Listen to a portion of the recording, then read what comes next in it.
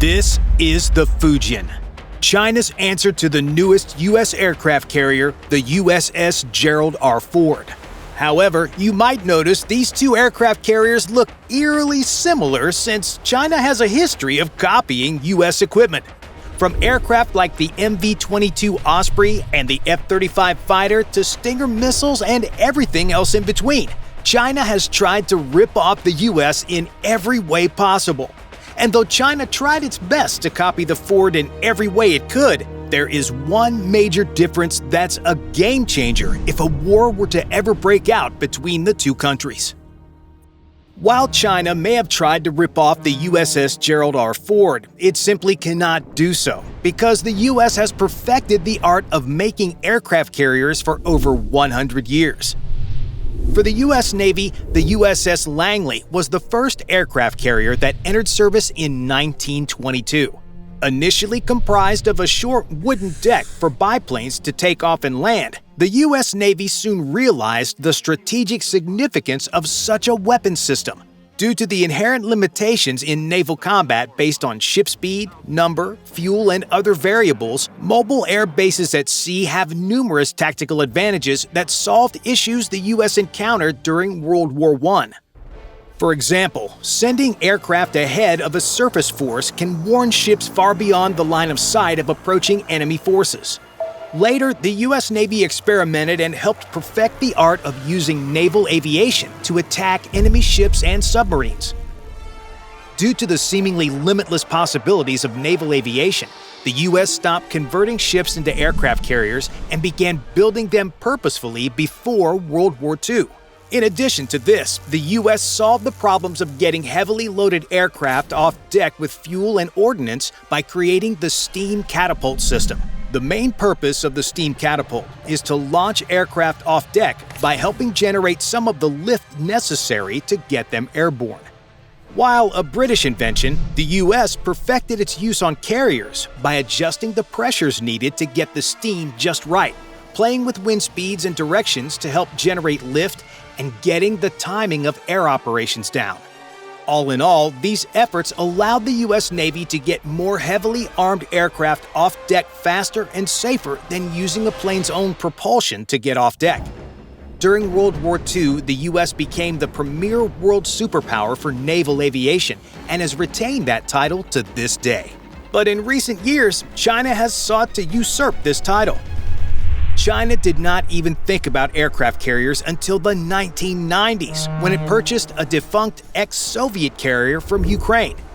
After more than a decade of retrofitting and testing, the Chinese Navy commissioned its first carrier in 2012.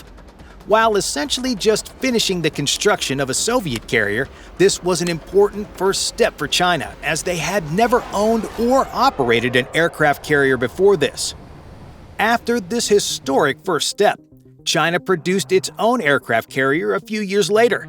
However, this carrier, with only 24 outdated planes, 40-year-old engineering systems, and 60-year-old weapons, cannot match the more than 70 modern aircraft and 21st century equipment and weapons an aircraft carrier like the Ford can carry. It was not until the Chinese publicly announced the existence of the Fujian in 2018 that the U.S. began to worry about Chinese naval power.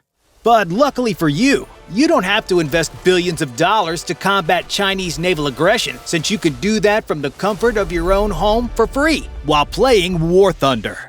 War Thunder is the most comprehensive vehicle combat video game ever made that incorporates ships, planes, tanks, and other types of equipment in massive, epic battles that is free to download on PC, PlayStation, and Xbox. With the ability to command over 2,500 combat vehicles across 10 major factions, you can accumulate hangars and garages full of vehicles that incorporate the best of historic and modern-day equipment to suit your needs and playstyle. Thanks to a huge team of highly dedicated devs and researchers, our favorite part is that each vehicle in the game is meticulously built so that its individual components like tracks, engines, and armor have realistic destruction physics, markings, and camouflage. Join a worldwide community of over 70 million players to get yourself immersed in one of the best military simulator games around. But don't wait too long to download on PC, PlayStation, or Xbox. For a limited time, new and returning players who have not been on in 6 months can receive a massive bonus pack that includes the exclusive vehicle decorator Eagle of Valor, 100,000 Silver Lions, and 7 days of free premium access among other rewards. Download this totally free game in the pinned comment below to claim your reward and start playing today. Now back to the Fujian. Commissioned in 2022 and with sea trials underway in May of this year, the Fujian is expected to enter the active fleet any day now. But how does it compare to the best aircraft carrier the U.S. has ever produced, the Gerald R. Ford? Both the Gerald R. Ford and the Fujian represent the pinnacle of naval combat power for the U.S. and China, respectively. However, it is hard to tell them apart at first glance. The Ford's deck is 333 meters long and 78 meters wide, just slightly larger than the Fujian's, which is 316 meters long and 76 meters wide. While these numbers are almost identical, several technological innovations will greatly increase the cyclic flight operations on one versus the other, but more on that later. As far as weight, the Ford really outclasses the Fujian to the tune of almost 20,000 more tons, since the Ford comes in at 100,000 tons and the Fujian at roughly 80,000 tons with a full combat load of planes, supplies, fuel, and bombs. Why the weight matters so much is because with the Ford being heavier, she will sit lower in the water. By sitting lower in the water, she will naturally have a lower center of gravity than the Fujian, enabling the Ford to maneuver more aggressively and heel over more so than her counterpart. But there are a few more slight differences with bigger consequences. On the Ford, she comes equipped with a wide array of weapons meant to defend herself from all types of attacks. From forward to aft, the Ford has a self-defense system comprised of 2 elevated Sea Sparrow launchers and 2 rolling airframe missile launchers, both for point defense against incoming missile threats. The Ford also has 3 close-in weapon system 20mm chain guns that can shred incoming missiles with thousands of rounds per minute. For surface targets like small inshore attack craft or fast attack craft, the Ford has 4 25mm Bushmaster chain guns and 4 50 caliber machine gun mounts. However, the Ford can also put the close-in weapon systems into surface mode and engage small boats. And that's not all she's armed with. In addition to these kinetic systems, the Ford comes prepared with the Navy's most advanced electronic warfare suite, the Slick 32 Victor 6. This electronic warfare array combines both active and passive measures to collect, interpret, target, and destroy incoming missiles, surface, and air threats via the radar and other electromagnetic transmissions. The Ford also has chaff and Nulka launchers that deploy various types of dummy rounds meant to fool incoming missiles, and even a towed array called a Nixie is meant to confuse incoming torpedoes. As for the Fujian, its survivability if it got into a fight is much less. While the exact weapon loadout of the Fujian is unknown, we can make an estimated guess based on China's other 2 carriers. Because of this, we can assume that Fujian has around 3 18-cell guided missile launchers filled with HQ-10 surface-to-air missiles. These missiles serve the same purpose as ESSM and rolling airframe missiles on the Ford, but they're less powerful, have less range, and have not been proven in combat, unlike American systems. In addition to these, the Fujian will probably have 2 RBU-6000 Smerch launchers.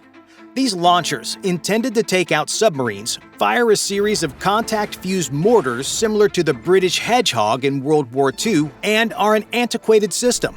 Rounding out the Fujian's defense system are 3 Sea-Wise-type weapons that the Chinese tried to copy from the American version.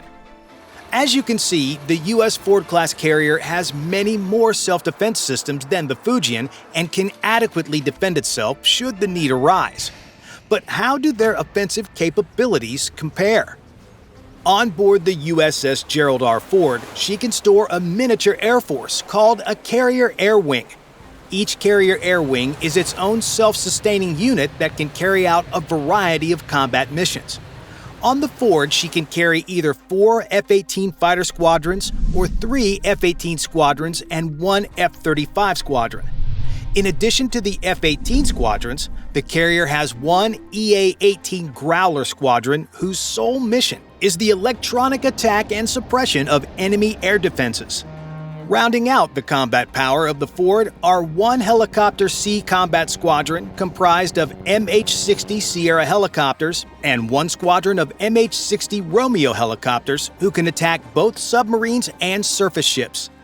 In addition to these, the Ford can carry an airborne early warning squadron that allows the carrier to see hundreds of miles away from its position thanks to the advanced radar domes on these planes. Rounding out the carrier air wing are several C-2 Greyhound transport planes. All told, the Ford can carry about 40 fighter jets, 7 electronic attack planes, 8 Sierras, 12 Romeos, 5 2D Hawkeyes, and 2 Greyhounds for a grand total of more than 70 aircraft depending on mission requirements. On the other hand, the Fujian's offensive combat power is much lower. Again, the Chinese government is tight-lipped about the Fujian's air wing components, but estimates state that the Fujian can probably carry about 40 aircraft. Some say the Fujian can carry 40 J-15 fighters, while others state it would be around 24 J-15s, with around a dozen utility helicopters making up the difference. In addition to these aircraft, the Chinese also started experimenting with airborne early warning aircraft called the KJ-6000. However, as of this video's making, China possesses just a few prototypes of this aircraft. All told, if the Fujian and Ford went toe-to-toe in a straight-up carrier aviation battle today, the Ford would mop the floor with the Fujian.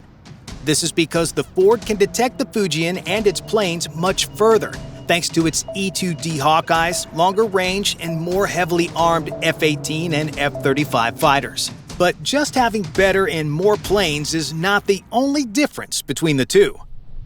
How fast an aircraft carrier can bring up, refuel, rearm, and launch a plane is just as important as how many planes it can carry. For the U.S., sailors have been carrying out these cyclic flight ops for generations and have become the undisputed masters of this craft. On the other hand, the Chinese Navy has never even attempted the rate and quantity of flight ops the U.S. has demonstrated in combat since World War II. But even taking this generational knowledge gap aside, the Fujian cannot physically match Ford's ability to launch and recover aircraft. Ford has 3 aircraft elevators to the Fujian's 2, in addition to 11 of the world's fastest weapons elevators. Having numerous, fast, and reliable elevators is incredibly important for flight operations. Because weapons and planes are stored below deck, having fast elevators is crucial. On the Ford, the carrier has unique elevators powered by electromagnetic forces that are several times faster than traditional hydraulic elevators. While the type and quantity of the weapon elevators on the Fujian are unknown, we know that its aircraft elevators are not electromagnetic like the Ford's and are not nearly as fast as getting aircraft up on deck, rearmed, and back into the fight. Besides having better and more numerous elevators, Ford has several other technologies that give it an edge over the Fujian. First of these is dual-band radar. Traditional naval combat suites require several different radars to perform their own tasks. For example, one radar might operate in one frequency band to track targets, another to form a firing solution, and another set to search the horizon for even more distant data. Traditional combat suites then aggregate this data, like the Aegis combat system, into a single source of information that the operator can use to fight. For decades, the U.S. has been tinkering with the idea of dual-band radar, where a single radar suite can operate in numerous frequencies simultaneously. Doing so has several distinct advantages, with the main few being that the ship can respond faster to threats, engage more targets, cut down on maintenance hours, and streamline software and hardware updates. On the Ford, she is equipped with the world's first fully operational dual-band radar, which brings all the advantages mentioned. On the Fujian, though some claim the Chinese Navy has been catching up, they do not possess this capability. And it is on the safe side to say that they do not have this, since if they did, they would definitely have announced it by now. Another technological difference is the advanced arresting gear on the Ford. In previous generations of aircraft carriers, the arresting gear, meant to stop planes as they come in for a landing, was a very complicated hydraulic system that was prone to leaks, had high maintenance costs due to time and parts spent keeping it up and running. The Ford turned this decade-old technology on its head by using water arresters instead of hydraulics to dampen the kinetic energy of incoming planes. This has the added benefit of reducing stress on the aircraft and making it easier to maintain. As for the Fujian, as far as publicly available information is concerned, it relies on a traditional hydraulic arresting gear system. But despite all of these differences, the Chinese have attempted to copy one of the Ford's primary systems to make a generational leap in technology. In the aviation world, two primary ways of launching aircraft from a carrier exist. The first of these is called STOBAR. STOBAR is short for short takeoff but arrested recovery. This means that an outgoing jet will get off the carrier under its own power, but use a ski jump to help lift it into the air. Upon return, the jet uses a traditional arresting system. The STOBAR method is simpler and requires much less knowledge and maintenance than using a catapult. However, the main drawback is that aircraft using this method must be lighter with less fuel and ordnance to ensure they have enough lift to get into the air. On the other hand, the Catapult method has been the preferred method of the U.S. Navy for generations. Here, each plane is launched via a giant catapult powered by steam, either from a carrier's nuclear reactor or boilers. The benefits of having a catapult are that it allows the aircraft to be heavier, since the catapult does most of the heavy lifting for the aircraft to get off deck. While this system was the predominant system for decades, the Ford turned this technology on its head with the Electromagnetic Aircraft Launching System, or EMALS. The main difference between EMALS and a steam catapult is that EMALS uses a series of magnetics fed by electricity from the ship to create a magnetic field to push the aircraft off deck. The primary difference between EMALS and steam catapults, besides the medium, is that EMALS can also be adjusted depending on aircraft weight and type, unlike steam catapults, which are a one-size-fits-all configuration. By reducing the amount of stress on airframes, naval planes can last years longer and require intensive maintenance less often. While the Ford has proven the use of this technology among its 4 EMALS catapults, the Fujian's 3 catapults are also suspected to use EMALS technology. Now, whether China actually has EMALS on the Fujian and whether it's working is up for debate. But even if the Chinese did, the generational knowledge gap would still take years to overcome. While there is some debate about whether the Fujian actually have EMALS or not, what is not in dispute is the fatal flaw in the Fujian's design.